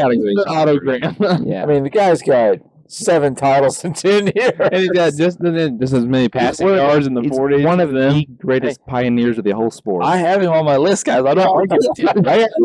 We have to convince Ray to put a quarterback on the list because Ray doesn't have any. Look, you acting like you're trying hard to convince me here. Like, I'm down to take somebody off for Graham. Okay. No, Graham. We can agree on Otto Graham. Yeah. And we're going to cross the other 2 quarterbacks. Yeah. Get out of town. We're arguing about the 80s quarterback. Yeah. They have no championship to the franchise. And we talked about Clay Matthews, but none of us put him on our list, right? Ray did. Ray. Oh, Ray did. Okay, that's right. I'm sorry. I forgot. And I liked Clay. Of course, that was the whole Matthews family is amazing. That is true. You got his brother was a lineman, and then he was a linebacker, and then they got kids that are in the NFL. I strongly considered him over Ozzie Newsome. But the more I thought about it, I feel like Ozzie Newsome has a more, what's the word I'm looking for? More like historically impactful career, like one of the first ever great pass catching tight ends. Like Clay Matthews wasn't like a pioneer of something. Like he wasn't like he didn't as great as he was, and I think he was an all around beast. Like I said, he might be better than Junior Seau. Like Ozzie Newsome and like Kellen Winslow were like the first ever great pass catching tight ends in NFL history. Yeah. Along with like John Mackey back with the Colts, but like those are your first 3 ever great tight ends. Yeah, Well, that's probably. what you weren't here for the beginning, but that's what we said. We talked about how he's like 8th on the list on like catches and yards, but he's behind like Antonio Gates and all the guys. Now Well, to get more. If you transport him to today's passing NFL, like you guarantee he's going to tear it up. He'd be crazy good. I mean, you got to think of and- when and where he played, and it's his stats for the way tight ends were used back then. Like that was crazy what he did. Well, he's still the Browns' all-time leading receiver, or yards and catches, and is 5th all-time in touchdowns for their franchise. Right. So, like as far as catching goes, he's right up there with anybody. And he played his entire career in Cleveland. Yeah. Well, I'm okay with dropping Paul Warfield. I can go with Ozzie or one of the other guys, mainly because of the 5 years he played in Miami. Yeah. I mean, Paul got 3 titles, but 2 of them were with the Dolphins. And you missed my spiel on Paul Warfield. I read a little about him. The thing I really liked about him was averaged 20.1 yards a game catch for his career. That is pretty wild. But because of all the time in Miami, I'd say we slide him off the list. All right, so that leaves us with 4 guys for 2 spots. Okay. We're down to Joe Thomas, Ozzie Newsome, Clay Matthews, and Lou Groza for our final 2 spots. I think I said it in the first episode. We were talking about offensive linemen, and I hinted that the next week we're going to have one on our list. And Joe Thomas is one of only 2 or 3 people, or maybe the only person ever to start their career off with 10 straight Pro Bowl selections. That's unheard of. And he was maybe that's hard to say. He's easily one of the greatest pass blocking left tackles to ever play. And you make 10 straight Pro Bowls with like 6 first-team All-Pros mixed in there. And those 10 seasons, his first 10 seasons, he played every game. Right. Didn't miss a game. He was the Browns franchise for a decade. He was definitely the face of the franchise. As a left tackle, even though the franchise sucked, when you're a left tackle and you're the face of the franchise, that's pretty impressive because you're not at a position where people really get to know you or see you or you do a lot of flashy things. But everyone knew the Browns' best player was Thomas. Ray? I don't know how I feel about putting a tackle on the list. Well, I will tell you, There's gonna Ray, be he doesn't have any sacks, so I don't know if you're going to put him Well, on there. damn, man. Probably never that's scored a touchdown. That's a big deal breaker now. There's going to be other tackles we're going to have to put on later. Well, this whole division, the rest of the division will have at least one offensive lineman on it. The Bengals' greatest player ever is an offensive lineman. Yes. Well, later on with the Jaguars, they're only Hall of Famers in offensive The line. Ravens have a all-time great offensive lineman that will probably make our Mount Rushmore. So where do you guys got Thomas again on your list? Well, I think we all had him at 3. We all have 3. 3. Yeah. Yes. Okay. All right. All right, he's cool with Thomas. Yeah. Thomas is on. Are we bullying you right now, Ray? No, it's just, I mean, I don't know. I mean, the kicker I thought was a pretty good pick, but I mean, tackle is a tough spot, tough position. I mean, they pay him what? They make the second most money in the NFL behind quarterbacks. Left tackles, yeah. because that's how important they are. Yeah. Well, so that means we got 3 guys for 1 spot. Okay, so we got who is it? Lou Groza, the kicker. Okay. Clay Matthews, the linebacker. And Ozzie Newsome, the tight end. I don't know where to start. Yeah. Well, I mean, I think I spilled my love for Clay Matthews, so I do really like Matthews. You did, but you left him off your list. Well, yeah, I said I thought Newsome was more historically relevant, yeah, and meant a little more to his position, but Matthews was a beast. What about Lou Groza? Yeah, what about Lou? I don't really give a fuck about it. Kind of a cool story, but Yeah. I considered all 3 of them for my 4th spot on my list. Well, I will say I did not. I'm good with all of them. I did not consider Lou Groza for my list. I will say that. I didn't even look at him. So okay, outside of kicking, the other positions he played, how much did he play those other positions? Let's see if we can. I think he was a 4-time Pro Bowler at left tackle. Okay, so, Yeah, so he was beast in other positions. Yeah. It wasn't just like a little thing. He played for 20 years. 9 Pro Bowls, 4 times All-Pro, and a Player of the Year. Okay. All right. So he was okay. With like 8 titles, 4 NFL and 4 the old AAFL things. Yeah, Okay, correct. Yep. Was he like there around like Otto Graham period? I'm guessing. He started like in, was it 46? And If he's in that AAFL, then it would have been in the 40s. he played from 46 to 67. So it's probably safe to say out of the 3, he probably has the best overall resume. But we also had the member to. I think we got to kind of do what we did with Franco Harris last week. you got to think it's a lot of it is due to your popularity and who do you think of as your four. Well, if your it's who you four think guys. of, it's Ozzie Newsome because he's the name. Yeah. Exactly.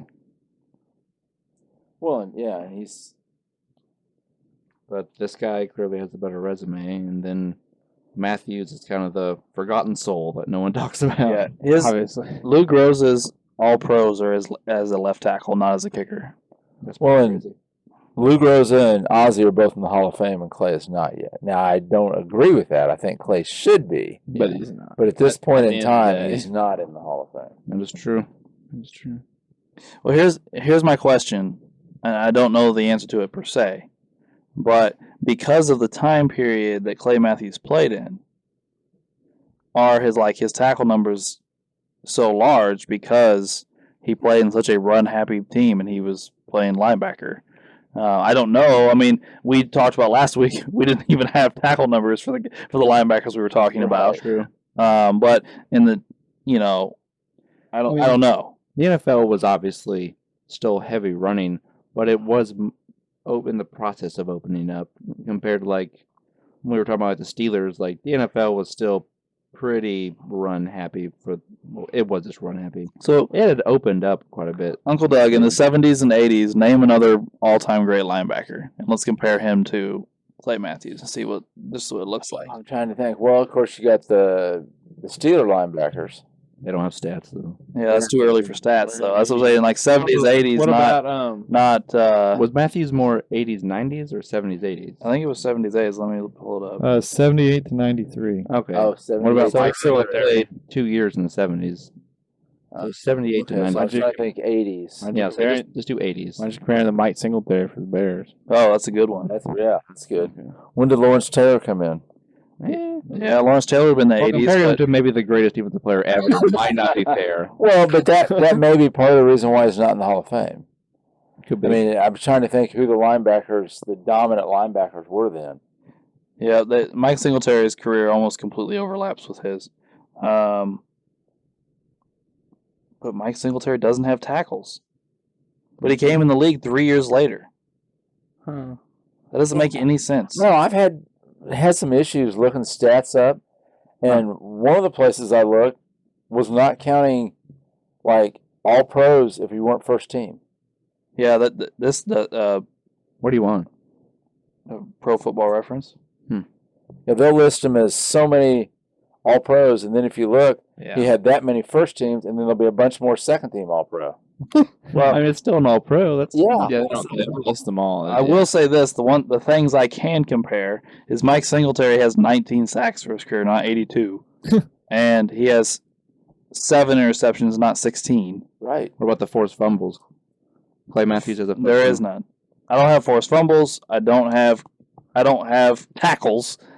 Well, that would have been Mike Singletary's calling card for him being Right. the middle linebacker. Right. That's what what I wanted to look at was the tackles But because again, like I thought he would have his tackles. even on with the the show. Clay Matthews Yeah, it doesn't thing, I make don't think they any really sense. count a lot of the assisted tackles with when the numbers we did get. It's really goofy. I don't know. I don't understand though how a guy that played later than Clay Matthews doesn't Right. have Doesn't tackles, have but Clay tackles. Matthews does. I know. I don't That understand. doesn't make any damn sense. Well, I guess look up Lawrence Taylor and let's see how. I mean, let's compare him to the best. Lawrence Taylor is going to wax his ass. It's sacks he is for sure, but if he's even close, Yeah, he ought to be in the Hall of Fame. I'm sorry, but I think Clay Matthews ought to be in the Hall of Fame. Me too.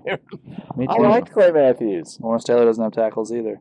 He has 142 sacks. Yeah. But I've heard stats before of like his first couple years in the league, like when I was watching the old NFL channel of like when they'd say like Lawrence Taylor had like 100 and like it was like well over 100 tackles plus like 16 sacks or something like. So I know it's recorded somewhere. this is my All right, here we go. I'm on the Pro Football Hall of Fame for Mike Singletary. He has amassed an impressive 1,488 career tackles, in which Which is 100 less than Clay Matthews. and Yeah. 885 of them were solo efforts. That's according to the Football Hall of Fame. All right. Okay. So Matthews probably has a. And Singletary was just considered a tackling machine. Yeah. Well, Matthews might have played a lot longer than him. Yeah, how many years did Singletary play? That's true. But Matthews was also an outside linebacker and was partially a pass rusher, not just a tackler. And Mike Singletary also played that whole defense. That Yeah. Singletary only played 11 years, 10 years. Yeah. Yeah, I mean, Matthews played 19. So Yeah, but they did a lot of different things though too. Like that's why he beat them by like 60 sacks. yeah, You 60. know, they did different stuff on. So can you look up Lawrence Taylor real quick, Drew? Yeah. Oh, this is gonna be bad.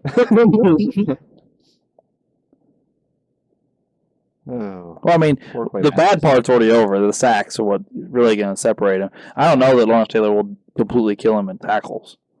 I don't know. And we'll see about like the interceptions and well, I'm Says sure. Lawrence Taylor only had 1,000 tackles. Oh, well, Wow. Yeah. Okay. How many years? It's let's see, I guess how many years he played. So what years did Clay play? 78 to 90. Six. 96. I think he left he the played through Browns. 93 Oh, with okay. Cleveland, Okay. but yeah, he Yeah. continued to play in Atlanta. Well, I looked up all 80s team, and the linebackers listed are Mike Singletary, Lawrence Taylor, Ted Hendricks, Okay. which he played for the Raiders from 75 to 83. So he was only in the 80s for like 3 years. I mean, he was a good linebacker, but he only in the 80s 3 years. Jack Lambert, Andre Tippett, played for the Patriots between 82 and 93. John Anderson played for Green Bay. Okay. Lawrence Taylor played 12 years. And then Carl Banks. Now, I remember Carl Banks playing for the Giants. He was pretty good. I don't remember John Anderson all that much. So Played for Clay the Packers. Matthews just got the snub and shit on, huh? I mean, even Kinda, when yeah. you look at his awards, it only has it's like 4 Pro Bowls and nothing else. That's it. Yep. Yeah. 4 Pro Bowls, nothing else. I mean, I compared him to Junior Seau on purpose because it looks like they were very similar in the fact that they were asked to do a little bit of everything. Drop back in coverage. Sometimes they weren't just a pass rusher, but on certain times they were asked to be an important pass rusher, and they were also keys in stopping the run, which, so I thought they were both a perfect comparison. That's why I compared the two. Kind of like the Vikings now, they have that, or they used to have that, was it Anthony Barr? He was a really Yeah. versatile guy. Mhm. He would stop the run. He wasn't a full-time pass rusher, but maybe about half the time. He could guard tight ends. Well, that's the thing, man, is when you're a guy that has 1,500 tackles, I don't expect the next sentence to say, well, I also had 82 sacks. Exactly. Like- And a fuck ton of forced fumbles. Yeah. And then the next sentence to be, you're not a Hall of Famer.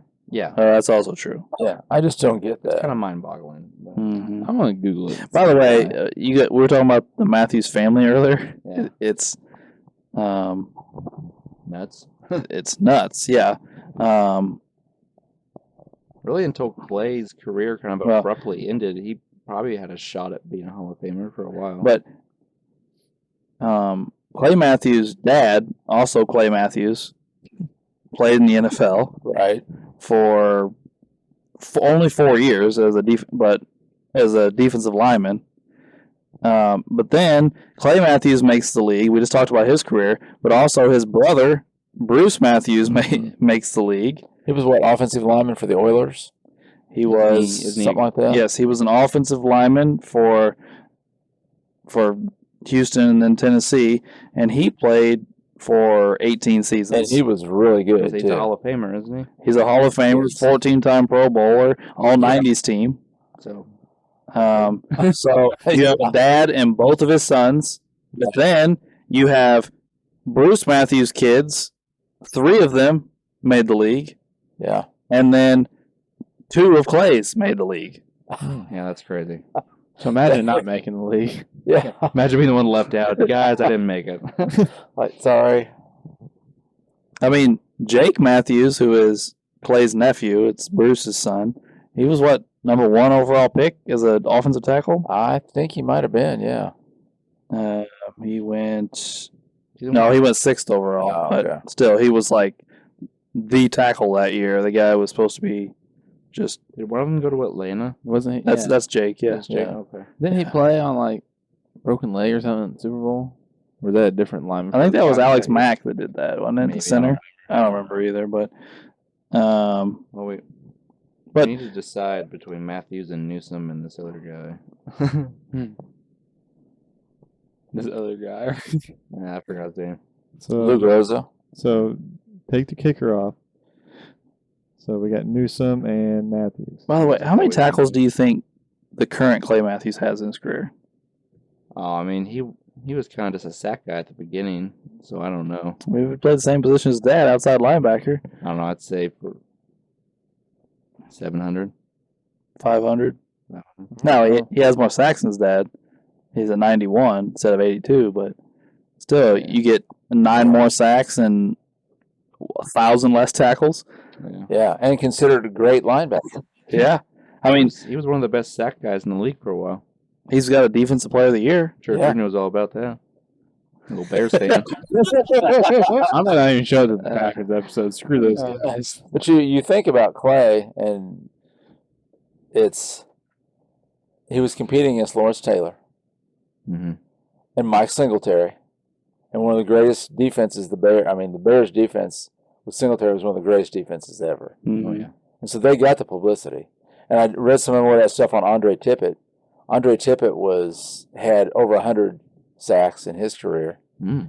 and was Defensive Player of the Year and this and that for the Patriots. Well, that when the Browns were doing all this, they were known for how they lost in these AFC Championship games and choking it up. And then really were never relevant ever again. Right. Okay, so let me ask this question, guys.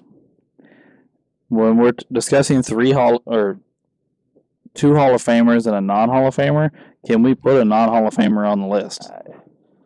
We're going to when the Jaguars. But they don't have 4 Hall of Famers. They don't have it. You know what I'm saying? Like Newsom and Groza are both in the Hall. Right. That's probably why all That's- of us chose Newsom. That's why I didn't put Well, Clay okay. Matthews on the list, Mhm. even though I think he should be in the Hall of Fame. I really wanted to put Matthews on my list. He was my number 4 for a little bit, and then I was like, I can't do it. Yeah.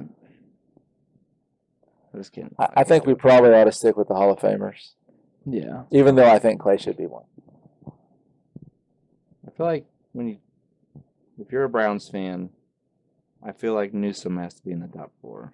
Yeah. Obviously, I'm not a Browns fan, so I don't know. And our Browns fan does not agree with half the stuff we chose. And Jimmy. That's but, true. He's got 3 quarterbacks on his list. Yeah, I feel like you can't do that with the Browns. Like, I'm not even trying to be rude, but I just. Is there? But let me ask So I you think guys that's kind of this. like the Jimmy's era. Like, that's when. That's his heyday. 80s That's the Browns' yeah. heyday. And that was, and Jimmy probably watched all that. Yeah, I mean, 90s. he was probably there a lot. Yeah. Yeah. But And they had success. I guess here's my thing. We left off Bradshaw and Roethlisberger.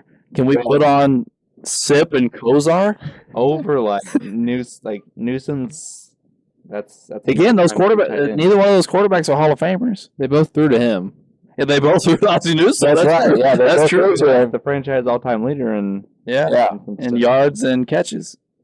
I feel like we're leaning towards Newsom. I think we just need to put Ozzy on. Well, we put one pre-Super Bowl guy on in Graham. We put 2. We got Jim Brown. That's true. Yeah, Jim is true.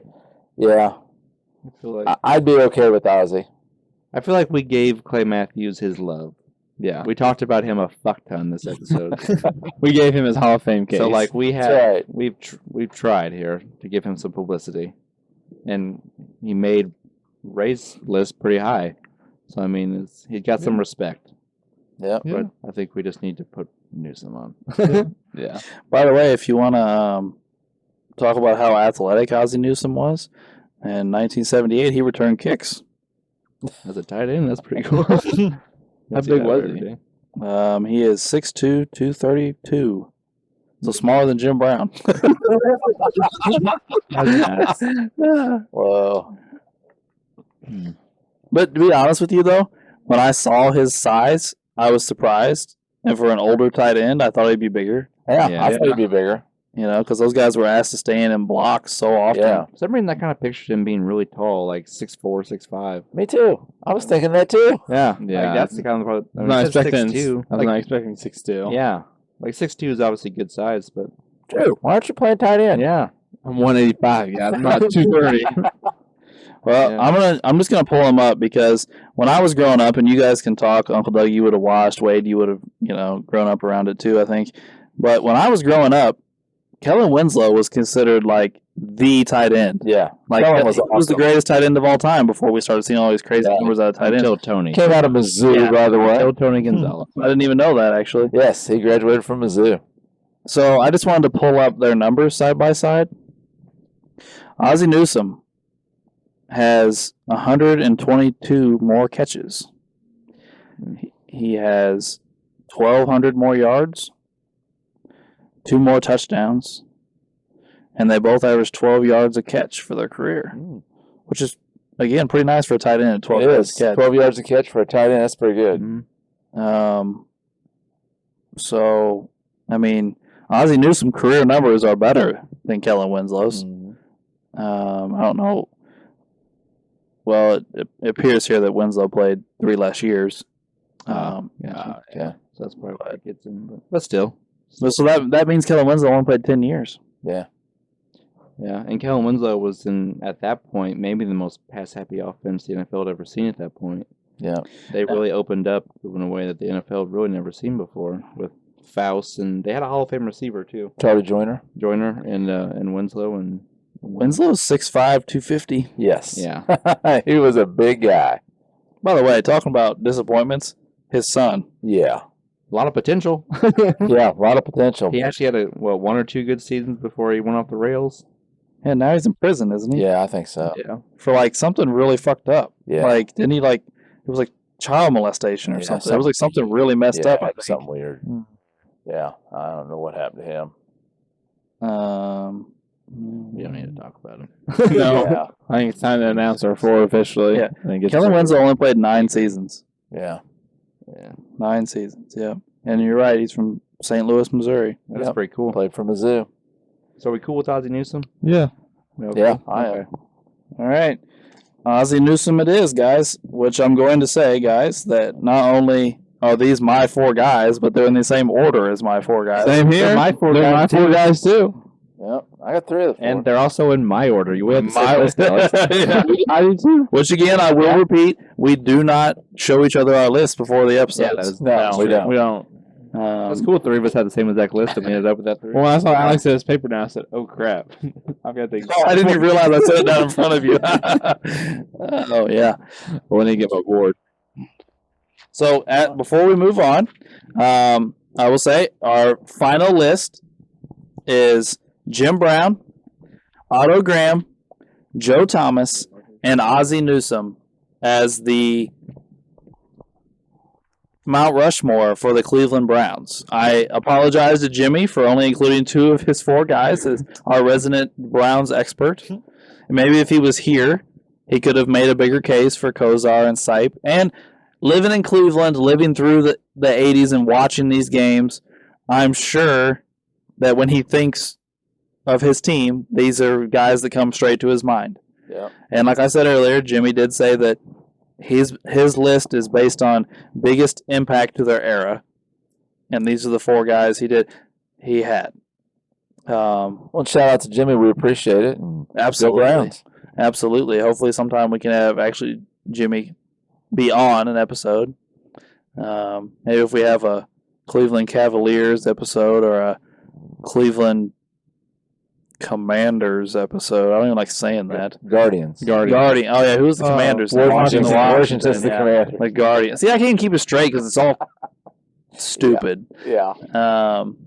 We're having an Indians episode, and Chief Wahoo can come in and sit with us because fuck everybody.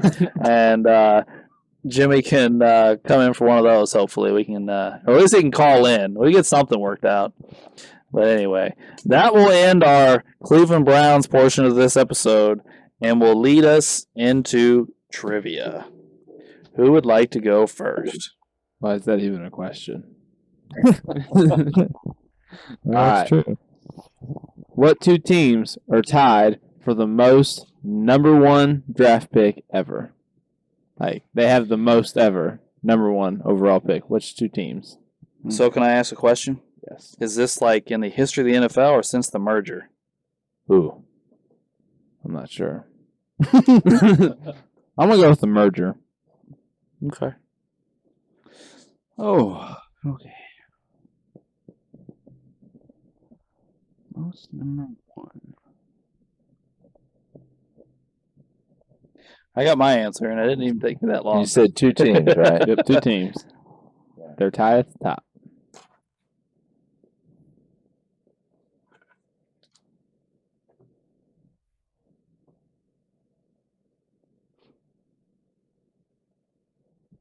All right, I got answers.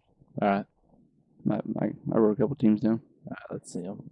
All right. I put Lions and Browns. I put Lions and Browns. Okay. I said Browns and Jets. All right. I said Jaguars and Jets.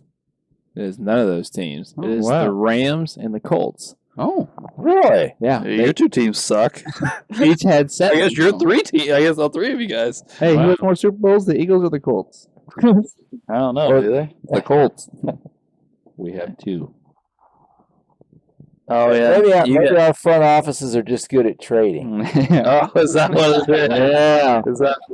Accumulate those first rounders. I'll go with it. Yeah. Well, I'm not gonna lie though, guys. I was honestly surprised. Yeah. I thought the Lions were a dead ringer. I was like, I got Yeah. this. Like, Yeah, I put Lions and Browns pretty confident. I did too. I was like, I'm gonna get at least one of these. I mean, because I didn't put the Jaguars because of the shortness of time they've been around. But I considered somebody. Now I'm trying to think of who it was. But yeah. Anyway, it doesn't matter.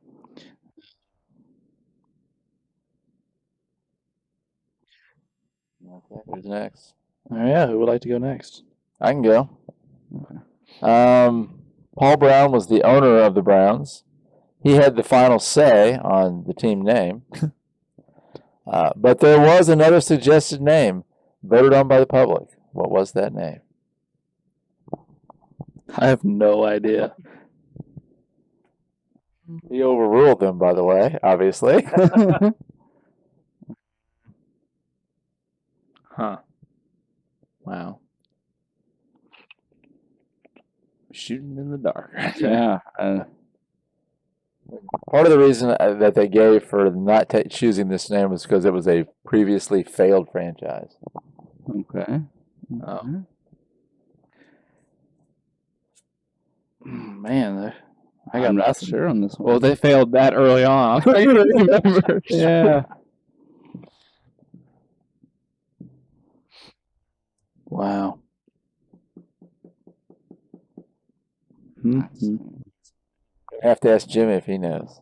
Yeah. All right, I gotta guess. I got to guess. I'm not confident in it though. Yep, I got something. Okay. All right, what you got? I wrote the Lakers. I put the Bulldogs. I'll just put the Indians. NA. Oh, Panthers. Panthers. Oh. No. I thought maybe the Panthers just doesn't sound right. I think Indians or Bulldogs with the dog pound and of course the Indian baseball team would have both been logical. That's why I put Bulldogs because I was just like an educated guess. They're the dog pound is what they call themselves. So I was like, hey, maybe. Who would like to go next? Ray, you want to go? Yeah, I'll go ahead. All right. How many quarterbacks has the Browns had since 1999? Shit. How many quarterbacks have they had, or how many quarterbacks started for them? It says, I'm guessing probably started. how many quarterbacks have the? Yeah, I don't know. I would guess started. Yeah. Because I mean, they could have up to Well, I 6 mean, or that's 7 a true. season if they. I would, yeah. Let's go with started because I think that's I'm pretty probably the sure. right one. I've seen stuff like this on the internet. I'm pretty sure It- it started. Since what year you said though? 1999. 1999. Crap. So Well, I've okay. seen this one guy's jersey. He's putting names on the back of this jersey. And Mhm. it's like he's down the second column. Like he filled the whole jersey and then it started again. That's nuts. Oh man, I got to guess. I'm writing down a guess. I got it. Yeah, it's a pure guess. Mm-hmm. Willard. Still researching my question. Give me a second. All right, got a number. Is that everybody? Yeah. All right. I put 27. Put 32. I said 26. 21. Son of a bitch, Drew, you got it. Let's go. What do you get? 32. 32. In 23 years, they've had 32 starting Well, I know there's probably a new one about every year there for a while. I'm like, I know Oh, yeah. they suck so bad they had to have a couple Yeah. different ones rotating in there. Most definitely. Drew's first point of the Plus football injuries and episode. Yes, sir. Good job, Drew. Damn it. Go, Drew. Ray, you're our lone scoreless person. You need to get a point here, buddy. Yeah, we'll see what happens. Off the board. Who's that leave? Wade and I? Yeah. You ready? Want me to go? Yeah, sure. Who was the first ever tight end inducted into the Hall of Fame? It's gonna be like the tight end from the fucking Packers team, Bart Starr. I got it. I think. Do we need both names or just one? I mean, Like if I put down their last name, that's right. Is that? oh, get out of here. I both down. Oh shit! I wrote them both down. All right, I gotta guess. I got one. Yeah. You don't know? No. Okay. It's really not that. I didn't think it I was too hard. I wrote Mike Ditka. I put Kellen Winslow. I put Ditka. It is Ditka. Yeah. Go, Drew. My Bears tight end. Yes, sir. What year would that I have think been? he was good with the Cowboys. I think that's when he made his big dent, I think. Playing wise. When would he have gone in? Oh, Ditka was. That's a long Well, way. he played with the Bears when they played at Wrigley. Right. I mean, a long way. Yeah. I thought about Mackey from the Colts, but then I thought, no, Ditka probably predated him. Yeah. Sir. Uncle Doug has now reclaimed the lead, Hey. and Drew is now tied with Wade. Many more weeks to go. Not as many weeks as we had the last episode. Yeah. like You've only got 30 more. Yeah, like half. Less than half. yeah. It's me, right? Yeah. Yeah. All right. So this is a cool one, but also a little difficult. Paul Brown of the Browns invented 3 things that we now use in the current NFL. Name one of them.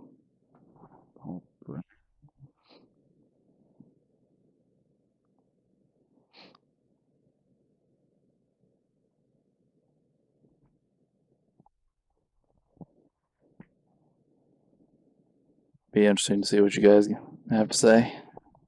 This could be one.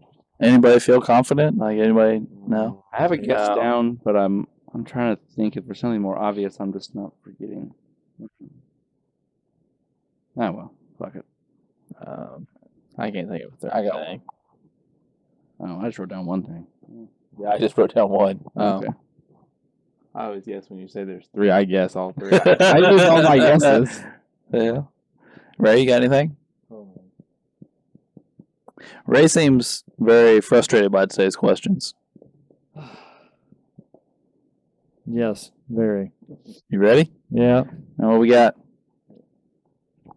I said the forward pass. Oh, okay. No, I said face mask. I said helmet and pylon. Updated to football. Yeah. Well, the only person to get one right is Wade. Oh. He invented the face mask.